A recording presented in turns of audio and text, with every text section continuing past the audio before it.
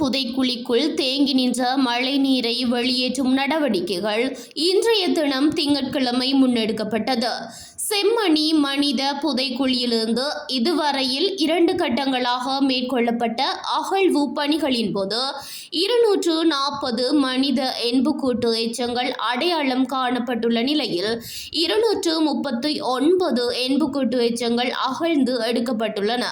இந்நிலையில் 3ஆம் கட்ட அகழ்வு பணிகளுக்கான நிதி ஒதுக்கப்பட்டுள்ள நிலையில் 3ஆம் கட்ட அகழ்வாய்வு பணிகளை முன்னெடுக்க இருந்த நிலையில் கடந்த நவம்பர் மாதம் முதல் யாழில் பல்வேறு தடவைகள் கடும் மழை பெய்தமையால் புதைகுழிக்குள் மழைநீர் தேங்கி நிற்கின்றது.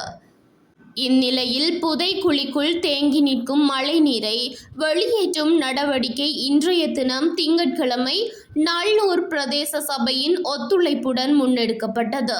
மழைநீரை வெளியேற்றிய பின்னர் புதைக்குழி சேற்றுத்தன்மையாக காணப்படுவதால் அடுத்த கட்ட அகழ்வு பணிகளை முன்னெடுப்பது தொடர்பில் எதிர்வரும் மார்ச் மாதம் 16ஆம் தேதி தீர்மானிக்கப்படும் என தீர்மானிக்கப்பட்டு அன்றைய தினத்திற்கு வழக்கு திகதியிடப்பட்டுள்ளது.